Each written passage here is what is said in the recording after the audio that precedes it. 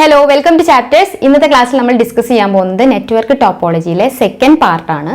കഴിഞ്ഞ ക്ലാസ്സിലെ വീഡിയോയിൽ നമ്മൾ ഡിസ്കസ് ചെയ്തിട്ടുണ്ടായിരുന്നു എന്താണ് നെറ്റ്വർക്ക് ടോപ്പോളജി, അതിൽ തന്നെ വരുന്ന ബസ് ടോപ്പോളജി എങ്ങനെയാണ് വർക്ക് ചെയ്യുന്നത്, റിംഗ് ടോപ്പോളജി എങ്ങനെയാണ് വർക്ക് ചെയ്യുന്നത്, അതിൻ്റെ ഫീച്ചേഴ്സ് എന്തൊക്കെയാണ്, അഡ്വാൻറ്റേജസ് എന്തൊക്കെയാണ്, ഡിസഡ്വാൻറ്റേജസ് എന്തൊക്കെയാണെന്നുള്ളത്. അപ്പോൾ നിങ്ങൾ ആ ഒരു ടോപ്പിക് കണ്ട ശേഷം ഇത് കാണുകയാണെങ്കിൽ ഇതിൻ്റെ കണ്ടിന്യൂഷൻ നിങ്ങൾക്ക് കിട്ടുന്നതായിരിക്കും. സോ ഫസ്റ്റ് നമ്മൾ ഇന്നത്തെ വീഡിയോയിൽ ഡിസ്കസ് ചെയ്യാൻ പോകുന്നത് സ്റ്റാർ ടോപ്പോളജിനെ കുറിച്ചിട്ടാണ്. അപ്പോൾ സ്റ്റാർ ടോപ്പോളജി പറയുന്നതിന് മുന്നേ നമുക്കൊന്ന് ഓർത്ത് പോകാം എന്താണ് ടോപ്പോളജി എന്ന് പറയുന്നത്. ടോപ്പോളജി എന്ന് പറയുന്നത് എന്താണ്? Physical and logical arrangement of നെറ്റ്വർക്കിനെയാണ് പറയുന്നത്. അപ്പോൾ ഈ ഒരു കണ്ടീഷൻ വെച്ചുകൊണ്ട് ഒരു സ്റ്റാർ ടോപ്പോളജി ഉണ്ടാക്കിയെടുക്കുമ്പോൾ അതിൻ്റെ സ്ട്രക്ചർ എങ്ങനെയായിരിക്കും, അതിൽ ഫീച്ചേഴ്സ് എന്തൊക്കെയാണ്, അതിൽ അഡ്വാൻറ്റേജസ് എന്തൊക്കെയാണ്, ഡിസഡ്വാൻറ്റേജസ് എന്തൊക്കെയാണ്, ഈ 4 കാര്യങ്ങളാണ് നമ്മൾ ഇന്ന് ഡിസ്കസ് ചെയ്യാൻ പോകുന്നത്. സോ ഫസ്റ്റ് നമ്മൾ സ്റ്റാർ ടോപ്പോളജിനെ കുറിച്ച് പറയാന്നുണ്ടെങ്കിൽ ഫസ്റ്റ് നമ്മൾ പോകുന്നതിൻ്റെ സ്ട്രക്ചറിലോട്ടാണ്. അപ്പോൾ ആ പേര് പറയുന്നത് പോലെ തന്നെ ഇതിൻ്റെ സ്ട്രക്ചറും എങ്ങനെയായിരിക്കും, ഒരു സ്റ്റാർ ഷേപ്പിലാണ്. ഇപ്പം നിങ്ങളൊരു കമ്പ്യൂട്ടർ സയൻസ് സ്റ്റുഡൻ്റ് ആണെന്നുണ്ടെങ്കിൽ സ്റ്റാർ എന്നുകൊണ്ട് ഉദ്ദേശിക്കുന്നത് എന്തായിരിക്കും? ഒരു ആസ്ട്രിക് സിമ്പിൾ ആയിരിക്കും. സെയിം ആസ്ട്രിക് സിമ്പിൾ തന്നെ നിങ്ങൾ ഈ ഒരു ടോപ്പോളജീൻ്റെ കേസിലും ഓർത്ത് വെച്ചാൽ മതി. ആ ഓരോ സ്റ്റാർ സിമ്പിൾസ് എന്ന് പറയുമ്പോൾ ഇവിടെ നോട്ട്സ് ആണ്. പക്ഷേ ഇവിടെ ഒരു ഫീച്ചർ കൂടി ഉണ്ട്.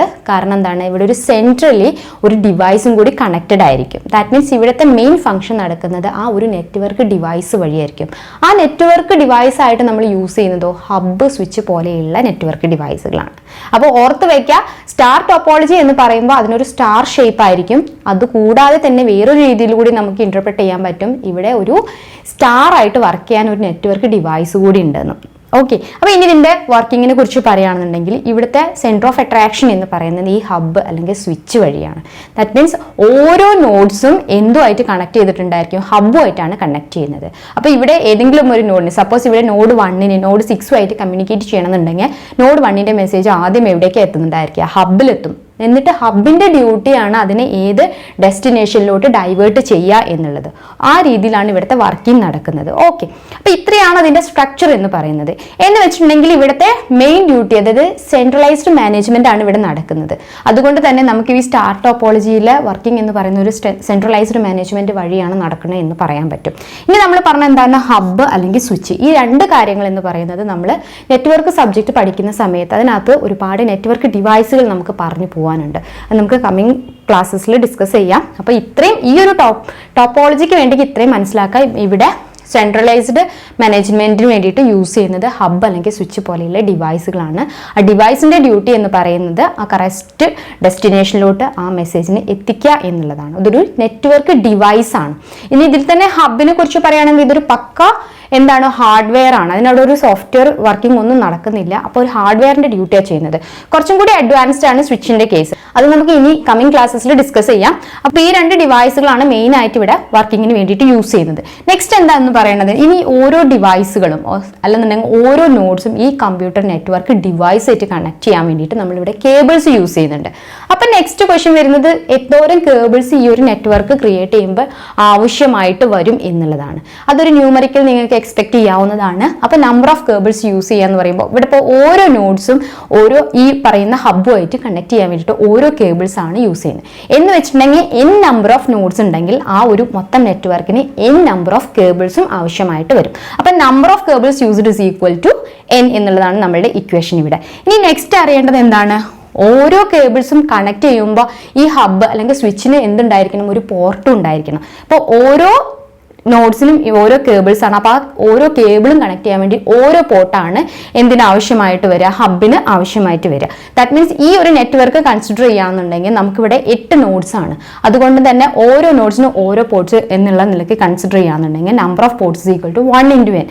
ദാറ്റ് മീൻസ് ഇവിടെ number of ports required is equal to n എന്നുള്ളതാണ് കിട്ടുന്ന ഇക്വേഷൻ എന്ന് പറയുന്നത്. അതും ഒരു ന്യൂമറിക്കലായിട്ട് നമുക്ക് എക്സ്പെക്ട് ചെയ്യാവുന്നതാണ്. നെക്സ്റ്റ് നമുക്ക് അറിയേണ്ട കാര്യം എന്താ? റിലയബിലിറ്റി. ഒരു നെറ്റ്വർക്ക് റിലയബിൾ ആണോ എന്ന് പറയുന്നുണ്ടെങ്കിൽ എന്താ? എന്തെങ്കിലും ഒരു പോയിന്റ് ഓഫ് ഫെയിലിയർ ഒരിക്കലും ആ മൊത്തം നെറ്റ്വർക്കിനെ ഡാമേജ് ആക്കാൻ പാടില്ല. ഇനി ഈ ഒരു നോഡ് കൺസിഡർ ചെയ്യുമ്പോൾ ഈ നോഡ് 8 അല്ലെങ്കിൽ ഈ ഒരു നോഡ് 8 ഹബ്ബുമായിട്ട് കണക്ട് ചെയ്യുന്ന ഈ ഒരു കേബിൾ, ഈ 2 കാര്യങ്ങൾക്ക് എന്തെങ്കിലും പ്രശ്നം പറ്റിയിട്ടുണ്ടെങ്കിൽ ഒരിക്കലും ഈ എൻ്റെ നെറ്റ്വർക്കിനെ അത് അഫക്റ്റ് ചെയ്തില്ല. പക്ഷേ ഇതിലെ സെൻറ്റർ ഓഫ് അട്രാക്ഷൻ എന്ന് പറഞ്ഞത് നമ്മൾ നേരത്തെ പറഞ്ഞു, ഇവിടെ ഹബ്ബ് അല്ലെങ്കിൽ സ്വിച്ച് എന്ന് പറഞ്ഞു. ഈ ഹബ്ബിനോ സ്വിച്ചിനോ എന്തെങ്കിലും പ്രശ്നം പറ്റിയിട്ടുണ്ടെങ്കിൽ എന്ത് സംഭവിക്കും? ഈ നെറ്റ്വർക്ക് മൊത്തം ഡാമേജ് ആവും. അതായത് ഇവിടെയും സിംഗിൾ പോയിന്റ് ഓഫ് ഫെയിലിയർ എന്ന് പറയുന്നത് മൊത്തം സിസ്റ്റം അവിടെ ഡാമേജ് ആക്കാനുള്ള പോസിബിലിറ്റി ഉണ്ട്. അതുകൊണ്ട് തന്നെ ഇവിടെ റിലയബിലിറ്റി എന്ന് പറയുന്നത് നമുക്ക് ലെസ് ആണ്, അല്ലെന്നുണ്ടെങ്കിൽ ഇല്ല എന്ന് തന്നെ നമുക്ക് പറയാൻ പറ്റും. ദെൻ നെക്സ്റ്റ് വൺ എന്താണ് കോസ്റ്റ് എന്ന് പറയുന്നത്. കോസ്റ്റ് ഇപ്പം നമ്മൾ കമ്പയർ ചെയ്തിട്ട് മാത്രമേ പറയാൻ പറ്റുള്ളൂ. ഇപ്പം നേരത്തെ നമ്മൾ പറഞ്ഞ ബസ് ടോപ്പോളജി ആവട്ടെ റിംഗ് ടോപ്പോളജി ആവട്ടെ അവിടെ നമ്മൾ കോസ്റ്റ് കാൽക്കുലേറ്റ് ചെയ്യുന്നത് എന്തിനെ ബേസ് ചെയ്തിട്ടായിരുന്നു, ആ ഒരു സിസ്റ്റത്തിനകത്ത് എന്തോരം കേബിൾസ് യൂസ് ചെയ്യുന്നുണ്ട്, എന്തോരം ചിലവ് വരും അത് ക്രിയേറ്റ് ചെയ്തെടുക്കുക എന്നുള്ളത്. അപ്പോൾ അതുമായിട്ട് കമ്പയർ ചെയ്യുമ്പോൾ ഇവിടെ കോസ്റ്റ് കൂടുതലാണ്. പക്ഷേ ഇനി നമ്മൾ പറയാനുള്ള നെറ്റ്വർക്കുമായിട്ട് കമ്പയർ ചെയ്യുമ്പോൾ ഇവിടെ കോസ്റ്റ് കുറവാണ് എന്നുള്ളത് പറയാൻ പറ്റത്തുള്ളൂ. കാരണം എന്താണ്, ഇപ്പോൾ നമ്മൾ നേരത്തെ പറഞ്ഞു ബസ് ആവട്ടെ റിംഗ് ആവട്ടെ അവിടെ കേബിൾസ് മാത്രമേ നമ്മൾ യൂസ് ചെയ്യുന്നു. പക്ഷേ ഇങ്ങോട്ടേക്ക് വരുമ്പോൾ ഇവിടെ ഒരു ഡിവൈസും കൂടി യൂസ് ചെയ്യുന്നുണ്ട്. എന്ന് വെച്ചിട്ടുണ്ടെങ്കിൽ ഹബ്ബ് അല്ലെങ്കിൽ സ്വിച്ചിന് വേണ്ടുന്ന ആ ഒരു ക്യാഷും കൂടി നമ്മളിവിടെ ചിലവാക്കേണ്ടി വരും. അതുകൊണ്ട് തന്നെ ഇവിടെ നമുക്ക് കോസ്റ്റ് കൂടുതലാണ് എന്ന് പറയാം. അതായത് നമുക്കിതിനെ ഒരു മീഡിയം എന്നുള്ള ലെവലിലോട്ട് മാത്രമേ പറയാൻ പറ്റത്തുള്ളൂ. കാരണം കമ്പാരിസൺ ആണ് ഇവിടെ നടക്കുന്നത്. കഴിഞ്ഞ 2 ഡിവൈസുകളെ അപേക്ഷിച്ചിട്ട് കൂടുതലാണ്, പക്ഷേ ഇനി പറയാനുള്ളതിനെ അപേക്ഷിച്ചിട്ട് കുറവാണ് എന്നുള്ള രീതിയിലാണ് കോസ്റ്റ് ഇരിക്കുന്നത്. നെക്സ്റ്റ് എന്താണ് സെക്യൂരിറ്റി. സെക്യൂരിറ്റി എന്നുകൊണ്ട് ഉദ്ദേശിക്കുന്നത് എന്താണ്, ഈ ഒരു ഡാറ്റ ട്രാൻസ്മിഷൻ നടക്കുന്ന സമയത്ത് അതിന്റെ മെസ്സേജ് ബാക്കിയുള്ളതിലോട്ട് പോകുന്നുണ്ടോ ഇല്ലയോ എന്നുള്ളതാണ്. ഇവിടെ നമ്മളിപ്പോൾ ഒരു നോഡ് 1 നോഡ് 6 ഡാറ്റ ട്രാൻസ്മിറ്റ് ചെയ്യുമ്പോൾ നോഡിൽ നിന്ന് ആദ്യം ഹബ്ബിലോട്ട് വരും. അപ്പോൾ ഇവിടുത്തെ വർക്ക് ചെയ്യുന്നത് ആരാണ്, ഹബ്ബാണ് അവിടെ ഫിൽട്ടറിംഗ് മെക്കാനിസം നടത്തേണ്ടത്. പക്ഷേ ഹബ്ബ് എന്ന് പറയുന്നത് ഒരു പക്ക ഹാർഡ്വെയർ ഡിവൈസ് ആണ്. അതിനങ്ങനെ പ്രത്യേകിച്ച് ലോജിക്കൊന്നുമില്ല. ഹബിന്റെ ഡ്യൂട്ടി എന്ന് പറയുന്നത് ബ്രോഡ്കാസ്റ്റ് ദ മെസ്സേജ് എന്നുള്ളതാണ്.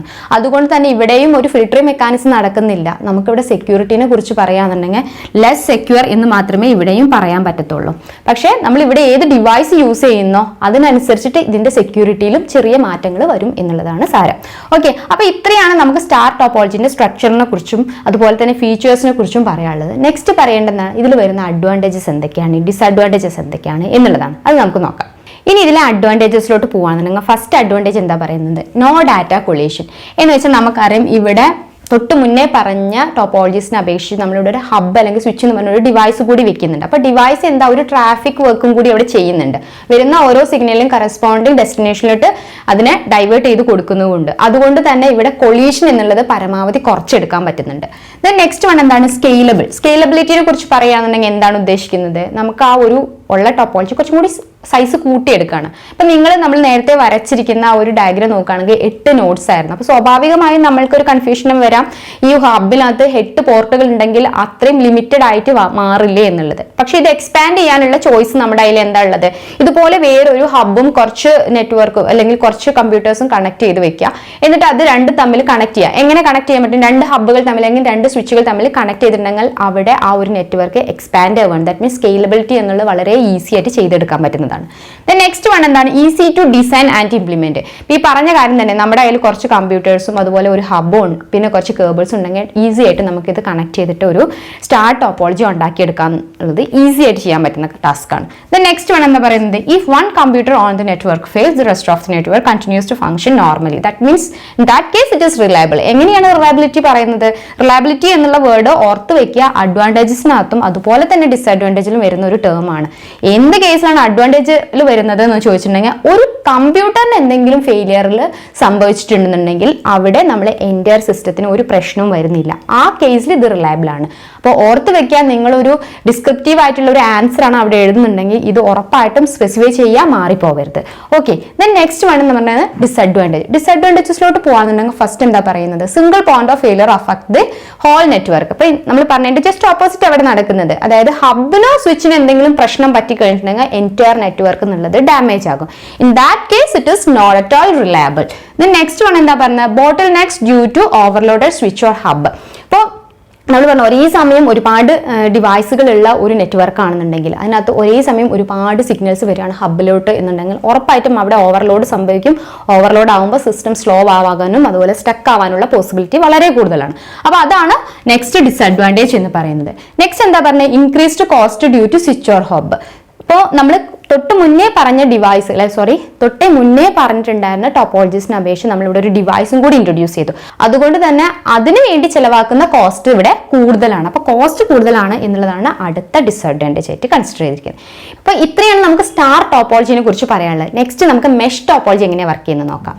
ഇനി നെക്സ്റ്റ് വൺ ആണ് മെഷ് ടോപ്പോളജി എന്ന് പറയുന്നത്. മെഷ് ടോപ്പോളജിക്കകത്ത് ആ പേര് പറയുന്നത് പോലെ തന്നെ എല്ലാ കമ്പ്യൂട്ടേഴ്സും തമ്മിൽ അങ്ങ് ഇന്റർ കണക്ട് ചെയ്തിട്ടാണ് ഉണ്ടാക്കുന്നത്. അപ്പൊ ഈ ഇന്റർ കണക്ഷൻ എന്ന് പറയുമ്പോൾ രണ്ട് രീതിയിൽ വരാം. ഒന്നാണ് ഫുൾ മെഷ് ടോപ്പോളജി എന്ന് പറയുന്നത്. അപ്പൊ ആ പേര് പറയുന്നത് പോലെ തന്നെ എല്ലാ കമ്പ്യൂട്ടേഴ്സും ആ നെറ്റ്വർക്കിന്റെ ഉള്ളിൽ വരുന്ന ബാക്കിയുള്ള എല്ലാ കമ്പ്യൂട്ടേഴ്സുമായിട്ടും കണക്റ്റഡ് ആയിരിക്കും. അതാണ് ഫുൾ മെഷ് ടോപ്പോളജി. അപ്പൊ ഉറപ്പായിട്ടും അതിനകത്ത് ഒരുപാട് കേബിൾസും ആവശ്യമായിട്ട് വരും. ആ ഒരു സ്ട്രക്ചർ എന്ന് പറയുന്നത് കുറച്ച് കോംപ്ലിക്കേറ്റഡും ആയിരിക്കും.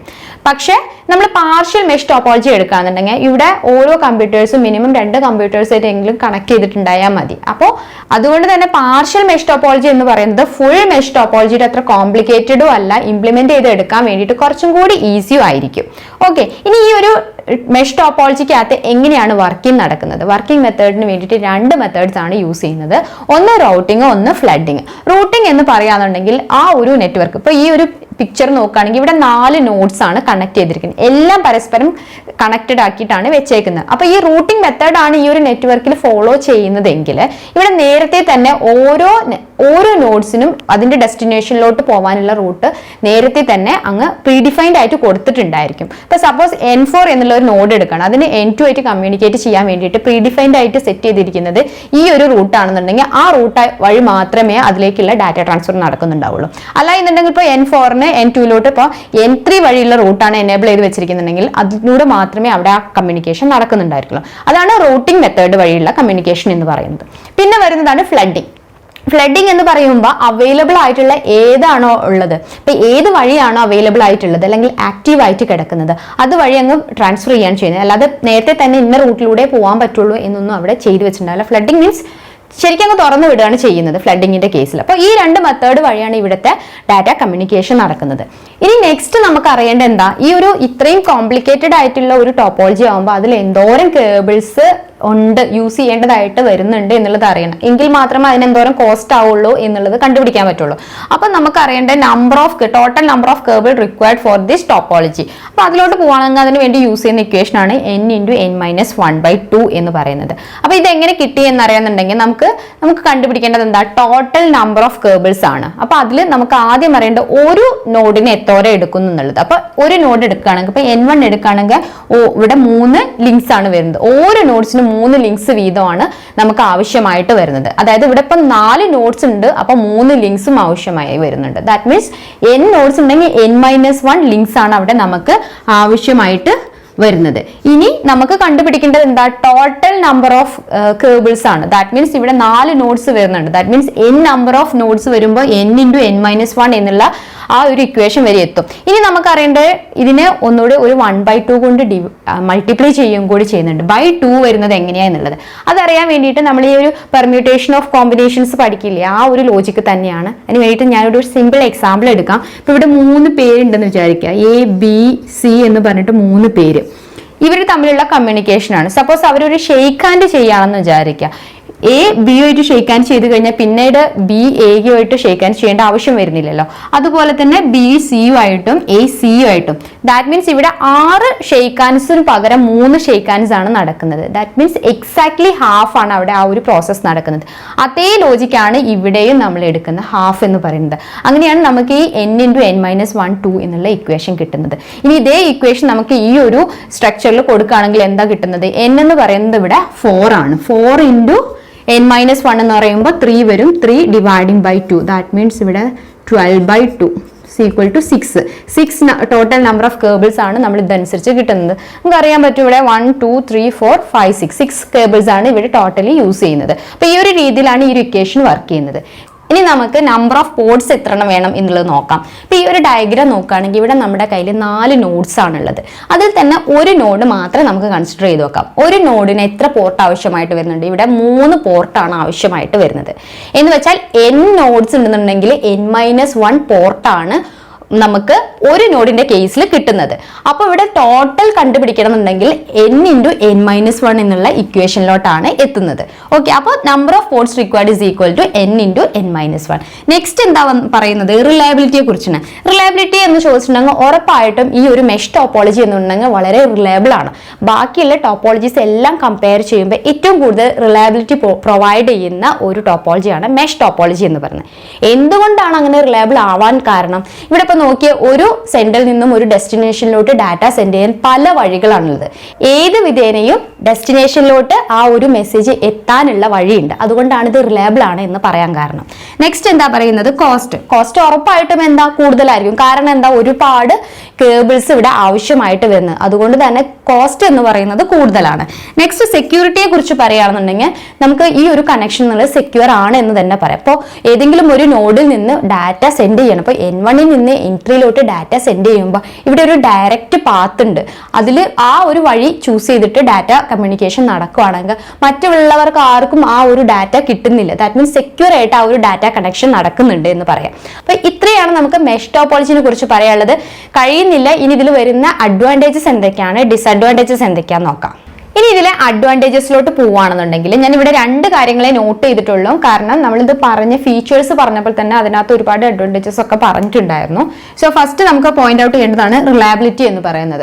റിലയബിലിറ്റി എന്ന് പറയുന്നത് എടുത്തു പറയേണ്ട കാര്യമാണ് മെഷ് ടോപ്പോളജിയുടെ കേസിൽ. കാരണം എന്താ വെച്ചിട്ടുണ്ടെങ്കിൽ ഇവിടെ ഒരുപാട് ലിങ്ക്സ് ഉണ്ട്. അപ്പോൾ ഒരു സോഴ്സിൽ നിന്ന് ഡെസ്റ്റിനേഷനിലോട്ട് എന്തെങ്കിലും മെസ്സേജ് പാസ് ചെയ്യണമെന്നുണ്ടെങ്കിൽ ഒരു ലിങ്ക് കേട് വന്നിട്ടുണ്ടെങ്കിൽ കൂടിയിട്ട് നമുക്ക് വേറെ ഓൾട്ടർനേറ്റീവ് വേ ഉണ്ടായിരിക്കും ആ ഡെസ്റ്റിനേഷനിലോട്ട് എത്താൻ.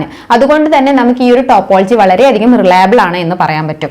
പിന്നെ ഫോൾട്ട് ടോളറന്റ് എന്നുകൊണ്ട് ഉദ്ദേശിക്കുന്നത് എന്താണ്? ഇപ്പോൾ നമ്മൾ നേരത്തെ പറഞ്ഞ ടോപ്പോളജീസിലെല്ലാം എന്തെങ്കിലും ഒരു സിംഗിൾ പോയിന്റ് ഓഫ് ഫെയിലിയർ മൊത്തം സിസ്റ്റം ഡാമേജ് ആക്കുന്നുണ്ട്. പക്ഷേ ഇവിടുത്തെ കേസിൽ ഒരുപാട് ലിങ്ക്സ് ഉള്ളത് കൊണ്ട് തന്നെ ഏതെങ്കിലും ഒരു ലിങ്കിന് എന്തെങ്കിലും പ്രശ്നം പറ്റിയെന്ന് വെച്ചിട്ടുണ്ടെങ്കിലും ഒരിക്കലും എൻ്റയർ ടോപ്പോളജി അല്ലെങ്കിൽ എൻ്റയർ നെറ്റ്വർക്കിന് ഒരു പ്രശ്നം വരുന്നില്ല. അതുകൊണ്ടാണ് ഇത് ഫോൾട്ട് ടോളറന്റ് ആണ് എന്ന് പറയാൻ കാരണം. ഇനി നെക്സ്റ്റ് ഡിസഡ്വാൻറ്റേജസിലോട്ട് പോകാമെന്നുണ്ടെങ്കിൽ ഫസ്റ്റ് എന്താ പറയുന്നത്, എക്സ്പെൻസീവ് ആണ്. അതുപോലെ തന്നെ not suitable for large network.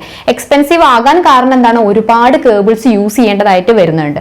ആ ഒരുപാട് കേബിൾസ് യൂസ് ചെയ്യുന്നത് കൊണ്ട് തന്നെ ഒരു വലിയ നെറ്റ്വർക്ക് ഇതുപോലെ ക്രിയേറ്റ് ചെയ്തെടുക്കുക എന്ന് പറഞ്ഞിട്ടുണ്ടെങ്കിൽ അത്ര ഈസി ആയിട്ടുള്ള ഒരു കാര്യമല്ല. So that is one of the disadvantage. Then next one എന്താ പറഞ്ഞത്, ഇൻസ്റ്റാളേഷൻ ആൻഡ് റീകണക്ഷൻസ് ആർ ഡിഫിക്കൽട്ട്. ഉറപ്പായിട്ടും ഇത് ഇൻസ്റ്റാൾ ചെയ്തെടുക്കുക അല്ലെങ്കിൽ മെയിൻറ്റെയിൻ ചെയ്യാന്ന് പറഞ്ഞിട്ടുണ്ടെങ്കിൽ വളരെ ഈസി ആയിട്ടുള്ള ഒരു പ്രോസസ്സ് അല്ല. അതാണ് രണ്ടാമത്തെ ഡിസഡ്വാൻറ്റേജിൽ വരുന്നത്. അപ്പോൾ ഇത്രയാണ് നമുക്ക് ഇതിലെ അഡ്വാൻറ്റേജ്, ഡിസഡ്വാൻറ്റേജ്. ഇനി നെക്സ്റ്റ് നമുക്ക് ഡിസ്കസ് ചെയ്യേണ്ടുന്ന ടോപ്പോളജിയാണ് ട്രീ ടോപ്പോളജി എന്ന് പറയുന്നത്. ഇനി നെക്സ്റ്റ് ടോപ്പോളജിയാണ് ട്രീ ടോപ്പോളജി എന്ന് പറയുന്നത്. ഇത് ആ പേര് പറയുന്നത് പോലെ തന്നെ ഒരു ട്രീയുടെ സ്ട്രക്ചറിലാണ് നമ്മൾ ക്രിയേറ്റ് ചെയ്തെടുക്കുന്നത്. അല്ലെങ്കിൽ പറയുന്ന വേറൊരു പേരാണ് ഹൈറാർക്കിക്കൽ ടോപ്പോളജി എന്ന് പറയുന്നത്. ഇത് കൂടാതെ വേറൊരു പേരും കൂടി പറയുന്നുണ്ട്, സ്റ്റാർബസ് ടോപ്പോളജി. സ്റ്റാർബസ് ടോപ്പോളജി എന്ന് പറയാനുള്ള കാരണം എന്ന് വെച്ചിട്ടുണ്ടെങ്കിൽ ഈ ഒരു ടോപ്പോളജി ഉണ്ടാക്കുന്നത് ഈ സ്റ്റാർ ടോപ്പോളജിയും ബസ് ടോപ്പോളജിയും കൂടി മിക്സ് ചെയ്തിട്ടാണ്. അപ്പോൾ ഈ ഒരു ഡയഗ്രാം നോക്കിയാൽ നിങ്ങൾക്ക് മനസ്സിലാവും. ടോപ്പിൽ ഒരു നോഡ് ഉണ്ട്, അതിന് ബസ് ടോപ്പോളജി വഴി 2 ഹബ്ബുമായിട്ട് കണക്ട് ചെയ്തേക്കാണ്. അതിനുശേഷം ഈ ഹബ്ബ് ബാക്കി 2 നോഡ്സുമായിട്ട് കണക്ട് ചെയ്തിട്ടുണ്ട്. അതൊരു സ്റ്റാർ ടോപ്പോളജിയിലായിരിക്കണം. അപ്പൊ 2 സ്റ്റാർ ടോപ്പോളജി ഉണ്ട്, ഒരു ബസ് ടോപ്പോളജി ഉണ്ട് ഈ ഒരു ഡയഗ്രത്തിനകത്ത്. അതുകൊണ്ടാണ് ഇതിനെ നമ്മൾ സ്റ്റാർ ബസ് ടോപ്പോളജി എന്ന് പറയാനുള്ള കാരണം. ഇനി ഇതിൽ ടോപ്പിലിരിക്കുന്ന നോഡിനെ പറയുന്നതാണ് റൂട്ട് നോഡ് എന്നുള്ളത്. അതുപോലെ തന്നെ ചൈൽഡ് നോഡ്സിനെ പറയുന്നതാണ് ഡിസെൻഡൻസ് എന്ന് പറയുന്നത്. അപ്പൊ ഇത്രയാണ് ഇതിന്റെ സ്ട്രക്ചറിനെ കുറിച്ച് പറയാനുള്ളത്. ഇനി നമുക്ക് ഇതിനകത്ത് പറയാനുള്ളത് ഇതിന്റെ അഡ്വാൻറ്റേജസ് എന്തൊക്കെയാണ്, ഡിസഡ്വാൻറ്റേജസ് എന്തൊക്കെയാണെന്നുള്ളത്. അത്രയും നമുക്ക് ഇതിനകത്ത് കവർ ചെയ്യാനുള്ളൂ. അതുപോലെ തന്നെയാണ് നമുക്ക് ഹൈബ്രിഡ് ടോപ്പോളജിയും പറയാനുള്ളത്. അപ്പോൾ ഇതിലെ ഫസ്റ്റ് അഡ്വാൻറ്റേജിലോട്ട് പോകുകയാണെന്നുണ്ടെങ്കിൽ പറയുന്നത് എന്താണ്, സ്കെയിലബിൾ ആണ്. നമുക്കറിയാം ഒരു സ്റ്റാർ ടോപ്പോളജി വരുമ്പോൾ ഉറപ്പായിട്ടും സ്കെയിലബിലിറ്റി വളരെ ഈസി ആയിട്ട് ചെയ്തെടുക്കാൻ പറ്റും. അപ്പം നമ്മൾ പറഞ്ഞിട്ടുണ്ടായിരുന്നുള്ളൂ ഇവിടെ ഇപ്പോൾ ഹബ്ബുമായിട്ട് ഒരു കേബിളും വെച്ചുകൊണ്ട് ഒരു നോഡ് വെച്ച് കണക്ട് ചെയ്യാന്ന് പറയുമ്പോൾ വളരെ ഈസിയാണ്. അതുകൊണ്ട് തന്നെ ഇത് എക്സ്പാൻഡ് ചെയ്തെടുക്കുക എന്നുള്ളത് വളരെ ഈസി ആയിട്ട് ചെയ്യാൻ പറ്റുന്ന ഒരു ടോപ്പോളജിയാണ്. നെക്സ്റ്റ് വൺ എന്താ പറയുന്നത്, ഈസി ടു മെയിൻ്റെനൻസ് ഈസി ആണെന്ന് പറയാൻ കാരണം ഇവിടെ ഈ ഒരു ടോപ്പോളജി ഇത് ഒരു സ്റ്റാർ ടോപ്പോളജിയാണ്, അടുത്ത സ്റ്റാർ ടോപ്പോളജിയാണ്. ഓരോന്നും സെപ്പറേറ്റ് ആയിട്ട് മെയിൻറ്റെയിൻ ചെയ്യാന്ന് പറഞ്ഞിട്ടുണ്ടെങ്കിൽ വളരെ ഈസി ആയിട്ട് ചെയ്തെടുക്കാൻ പറ്റും. ദെൻ നെക്സ്റ്റ് വൺ എന്താണെന്ന് പറയുന്നത് റിലയബിലിറ്റി. എന്തുകൊണ്ടാണ് ഇത് റിലയബിൾ ആവാൻ കാരണം? കാരണം ഇതിനകത്ത് ഏതെങ്കിലും ഒരു ടോപ്പോളജി, ഇപ്പോൾ സപ്പോസ് ഈ ഒരു ടോപ്പോളജിയിൽ എന്തെങ്കിലും പ്രശ്നം വന്നിട്ടുണ്ടെങ്കിൽ അതൊരിക്കലും ഇപ്പുറത്തുള്ള ടോപ്പോളജിയോ അല്ലെങ്കിൽ ബസ് ടോപ്പോളജിയോ എഫക്ട് ചെയ്യുന്നില്ല. അതുകൊണ്ട് തന്നെ ഇത് റിലയബിൾ ആണ്, ആ കമ്മ്യൂണിക്കേഷൻ സ്മൂത്ത് ആയിട്ട് നടന്നോളും എന്ന് പറയാൻ പറ്റും. ദെൻ നെക്സ്റ്റ് വൺ എന്താ പറയുന്നത്, സപ്പോർട്ട് ബ്രോഡ്ബാൻഡ് ട്രാൻസ്മിഷൻ. ഇത് ബ്രോഡ്ബാൻഡ് ട്രാൻസ്മിഷൻ സപ്പോർട്ട് ചെയ്യുന്നത് കൊണ്ട് തന്നെ പല കോർപ്പറേറ്റ് നെറ്റ്വർക്കുകളിലും നമ്മൾ ഈ ഒരു ടോപ്പോളജി യൂസ് ചെയ്യുന്നുണ്ട്. ദെൻ നെക്സ്റ്റ് വൺ എന്താണ് നമുക്ക് പറയേണ്ടത്, ഇതിൽ വരുന്ന ഡിസഡ്വാൻറ്റേജസ് എന്തൊക്കെയാണെന്നുള്ളത്. ഫസ്റ്റ് ഡിസഡ്വാൻറ്റേജ് ആയിട്ട് കൺസിഡർ ചെയ്യുന്നത് കോസ്റ്റ് തന്നെയാണ്. കാരണം ഇത് നമ്മളിപ്പോൾ റിംഗ് അല്ലെങ്കിൽ ബസ് പോലെയുള്ള ടോപ്പോളജീസ് എല്ലാം വെച്ച് നോക്കുകയാണെന്നുണ്ടെങ്കിൽ ഒരുപാട് കോംപ്ലിക്കേറ്റഡ് ആണ്. ഒരുപാട് കേബിൾസ് ഒക്കെ യൂസ് ചെയ്യുന്നുണ്ട്, അതുപോലെ തന്നെ ഹബ്സ് യൂസ് ചെയ്യുന്നുണ്ട്, സ്വിച്ച് പോലെയുള്ള ഡിവൈസുകൾ യൂസ് ചെയ്യുന്നുണ്ട്. അതുകൊണ്ട് തന്നെ ഇത് കോസ്റ്റ് കുറച്ച് കൂടുതലായിട്ടുള്ള ഒരു ടോപ്പോളജി കൂടിയാണ്. Then dependent on backbone cable of the bus topology. ഇവിടെ ഒരു ഇവിടെ ഒരു ടോപ്പോളജി ഉണ്ട്, ഇവിടെ ഒരു ടോപ്പോളജി ഉണ്ട്. എങ്കിൽ കൂടിയിട്ട് 2 ടോപ്പോളജിയും കണക്ട് ചെയ്തിരിക്കുന്നത് എന്ത് വഴിയാണ്, ബസ് ടോപ്പോളജി, അതായത് ബാക്ക് ബോൺ വെച്ചാണ്. ഈ ബാക്ക് ബോൺ എന്തെങ്കിലും ഒരു ബസ് ടോപ്പോളജിയുടെ ഒരു മെയിൻ ഡിസഡ്വാൻറ്റേജ് എന്തായിരുന്നു? ബാക്ക് ബോൺ എന്തെങ്കിലും പ്രശ്നം പറ്റിയിട്ടുണ്ടെങ്കിൽ എൻ്റെ നെറ്റ്വർക്ക് കേടുവരുന്നു. സോ അതുപോലെ തന്നെ ഇവിടെയും ഈ ബാക്ക് ബോൺ എന്തെങ്കിലും പ്രശ്നം പറ്റിയിട്ടുണ്ടെങ്കിൽ അത് ഉറപ്പായിട്ടും ബാക്കി നെറ്റ്വർക്കുകളെയും കൂടി ബാധിക്കുന്ന കാര്യമാണ്. അപ്പൊ ഇത്രയാണ് നമുക്ക് ട്രീ ടോപ്പോളജിയെ കുറിച്ച് പറയാനുള്ളത്. ഇനി നെക്സ്റ്റ് നമുക്ക് ഹൈബ്രിഡ് ടോപ്പോളജി എന്താ നോക്കാം. നെക്സ്റ്റ് ടോപ്പോളജിയാണ് ഹൈബ്രിഡ് ടോപ്പോളജി എന്ന് പറയുന്നത്. ഹൈബ്രിഡ് ടോപ്പോളജി എന്ന് പറയുമ്പോൾ ഇപ്പം നമ്മൾ നേരത്തെ ഡിസ്കസ് ചെയ്ത പല ടോപ്പോളജീസ് ഉണ്ട്. ഇത് ഒന്നിച്ച് വന്നിട്ടുണ്ടെങ്കിൽ അല്ലെങ്കിൽ രണ്ടിൽ കൂടുതൽ ടോപ്പോളജീസ് ഒന്നിച്ച് വന്നിട്ടുണ്ടെങ്കിൽ അങ്ങനെ ഉണ്ടാക്കിയെടുക്കുന്ന ഒരു ടോപ്പോളജിനെയാണ് ഹൈബ്രിഡ് ടോപ്പോളജി എന്ന് പറയുന്നത്. ഇപ്പം ഞാനിവിടെ വരച്ചിരിക്കുന്ന ഈ ഒരു ഡയഗ്രത്തിൽ 4 ടോപ്പോളജീസ് ഉണ്ട്. ഈ 4 ടോപ്പോളജീസ് ജോയിൻ ചെയ്തിട്ടാണ് ഈ ഒരു ഹൈബ്രിഡ് ടോപ്പോളജി ഉണ്ടാക്കിയിരിക്കുന്നത്. ഇപ്പം നമ്മൾ തൊട്ട് മുന്നേ പറഞ്ഞ ട്രീ ടോപ്പോളജി ഹൈബ്രിഡ് ടോപ്പോളജിക്കുള്ള ഒരു എക്സാമ്പിൾ ആണ്. അപ്പോൾ അതുകൊണ്ട് തന്നെ ഇവിടെ പല ടോപ്പോളജീസിന്റെ ഫീച്ചേഴ്സ് ഒന്നിച്ച് വരികയാണ്. ദാറ്റ് മീൻസ് ഈ ഒരു ടോപ്പോളജി എന്ന് പറയുന്നത് കുറച്ചധികം കോംപ്ലിക്കേറ്റഡ് ആയി വരികയാണ് ചെയ്യുന്നത്. അപ്പോൾ ഇതിനകത്ത് വരുന്ന അഡ്വാൻറ്റേജസ് എന്തൊക്കെയാണ്, ഡിസഡ്വാൻറ്റേജസ് എന്തൊക്കെയാണെന്ന് നോക്കാം. അഡ്വാൻറ്റേജസിൽ ആദ്യം പറയുന്നത് എന്താ? We can choose this topology based on the requirement. ഉറപ്പായിട്ടും നമ്മൾ ഇങ്ങനെ ഒരു ടോപ്പോളജി ചൂസ് ചെയ്യണമെങ്കിൽ അതിനകത്ത് എന്തെങ്കിലും ഒരു എയിം ഉണ്ടായിരിക്കും. ഈ ഒരു ടോപ്പോളജി നമ്മൾ മെയിൻ ആയിട്ട് യൂസ് ചെയ്യുന്നത് എന്തെങ്കിലും പെർട്ടിക്കുലർ റിക്വയർമെന്റ് വരുന്ന സമയത്താണ്. അപ്പോൾ 2 ടോപ്പോളജികൾ ഇപ്പം എക്സിസ്റ്റിംഗ് ആയിട്ട് ഒരു സ്റ്റാർ ടോപ്പോളജി ഉണ്ട്, അതിനോട് കൂടി ഒരു എന്തെങ്കിലും ഒരു സിറ്റുവേഷനിൽ നമുക്ക് ബസ് ടോപ്പോളജി കമ്പൈൻ ചെയ്തിട്ടുണ്ടെങ്കിൽ നമ്മൾ റിക്വയർമെന്റ് സാറ്റിസ്ഫൈ ചെയ്യുന്നുണ്ടെങ്കിൽ നമുക്ക് എന്ത് ചെയ്യാൻ പറ്റും? ഇത് രണ്ടും കൂടി കമ്പൈൻ ചെയ്തിട്ട് ഒരു ഹൈബ്രിഡ് ടോപ്പോളജി ആക്കി എടുക്കാൻ പറ്റും. പിന്നീട് എന്താ പറയുന്നത്? സ്കെയിലബിലിറ്റി ആണ്. സ്കെയിലബിലിറ്റി എന്നുകൊണ്ട് ഉദ്ദേശിച്ചിട്ടുണ്ടെങ്കിൽ നമുക്കറിയാം, ഇതിപ്പോൾ കണ്ടാൽ തന്നെ മനസ്സിലാകും, നമുക്ക് ഇത് എക്സ്പാൻഡ് ചെയ്യാൻ വളരെ സിമ്പിൾ ആണ്. ഏത് ടോപ്പോളജീസ് വേണമെങ്കിലും കമ്പൈൻ ചെയ്യാം. ഇപ്പം നമ്മൾ കൺസിഡർ ചെയ്യുന്ന ഒരു സ്റ്റാർ ടോപ്പോളജിയും ഒരു മെഷ് ടോപ്പോളജി ആണെന്നുണ്ടെങ്കിൽ തന്നെ സംഭവം കോംപ്ലിക്കേറ്റഡ് ആവുകയാണ്. പക്ഷേ സ്റ്റാർ ടോപ്പോളജി ഉണ്ടാകുമ്പോൾ ആ ഒരു എക്സ്പാൻഷൻ എന്ന് പറഞ്ഞാൽ വളരെ ഈസി ആയിട്ട് ചെയ്തെടുക്കാൻ പറ്റുന്നത് കൂടിയാണ്. അതുകൊണ്ട് തന്നെ നമുക്ക് സ്കെയിലബിലിറ്റി എന്നുള്ളത് ഒരു അഡ്വാൻറ്റേജ് ആയിട്ട് കൺസിഡർ ചെയ്യാവുന്നതാണ്. ദെൻ നെക്സ്റ്റ് വണ് നമുക്ക് ഡിസഡ്വാൻറ്റേജസിൽ പോവുകയാണെന്നുണ്ടെങ്കിൽ ഫസ്റ്റ് എന്താ പറയുക? Error detection is difficult. സ്വാഭാവികമായും എറർ ഡിറ്റക്ഷൻ ബുദ്ധിമുട്ടായിരിക്കും. കാരണം പലതരത്തിലുള്ള ടോപ്പോളജീസ് മിക്സ് ചെയ്തിട്ട് അത് കുഴഞ്ഞു കിടക്കുന്ന ഒരു പരുവായിരിക്കും. അതുകൊണ്ട് തന്നെ ഈ ഒരു എറർ എവിടെയാണ് എന്നുള്ളത് ഡിറ്റക്ട് ചെയ്യാൻ വളരെ ഡിഫിക്കൽട്ട് ആയിരിക്കും. ദെൻ നെക്സ്റ്റ് വൺ എന്താ പറയുക? Design is complex. സ്വാഭാവികമായിട്ടും ആ ഡിസൈൻ എന്ന് പറയുന്നത് കോംപ്ലിക്കേറ്റഡ് ആയിരിക്കും. മെഷ് ടോപ്പോളജി മാത്രം വരികയാണെങ്കിൽ തന്നെ കോംപ്ലിക്കേറ്റഡ് ആയിരിക്കും. പിന്നെ അതിനോട് കൂടി സ്റ്റാറും ഇതുപോലെയുള്ള മിക്സ് ചെയ്ത് വന്നിട്ടുണ്ടെങ്കിൽ ഉറപ്പായിട്ടും ആ ഒരു ഡിസൈൻ എന്നുള്ളത് കോംപ്ലിക്കേറ്റഡ് ആയിരിക്കും. അതുപോലെ തന്നെ ഇൻസ്റ്റാളേഷൻ, മെയിൻ്റെനൻസ്, ഇത് രണ്ടും ഡിഫിക്കൽട്ട് ആയിരിക്കും. ഇൻസ്റ്റാൾ ചെയ്യാന്ന് പറഞ്ഞിട്ടുണ്ടെങ്കിൽ ഒരുപാട് കേബിൾസ് ആയിട്ട് ആവശ്യമായിട്ട് വരും. അതുപോലെ തന്നെ മെയിൻറ്റെയിൻ ചെയ്യുക എന്ന് പറഞ്ഞിട്ടുണ്ടെങ്കിലും വളരെ ബുദ്ധിമുട്ടായിട്ടുള്ള ഒരു ടാസ്ക്കാണ്. അപ്പോൾ ഇത്രയാണ് ഹൈബ്രിഡ് ടോപ്പോളജി എന്നുള്ളത്. ഹൈബ്രിഡ് ടോപ്പോളജി പക്ഷേ പല ഏരിയാസിലും നമ്മൾ ഇപ്പോഴും യൂസ് ചെയ്യുന്ന ഒരു കാര്യം കൂടിയാണ് എന്നുള്ളത് ഓർമ്മ വേണം. അപ്പോൾ ഇത്രയാണ് നമുക്ക് ടോപ്പോളജീസ് എന്നുള്ളതിനെ കുറിച്ച് പറയാനുള്ളത്. അപ്പോൾ ഇന്ന് പറഞ്ഞ അത്രയും ടോപ്പോളജീസ് നിങ്ങൾക്ക് മനസ്സിലായിട്ടുണ്ടെന്ന് വിശ്വസിക്കുന്നു. Thanks for watching. See you on next class. By.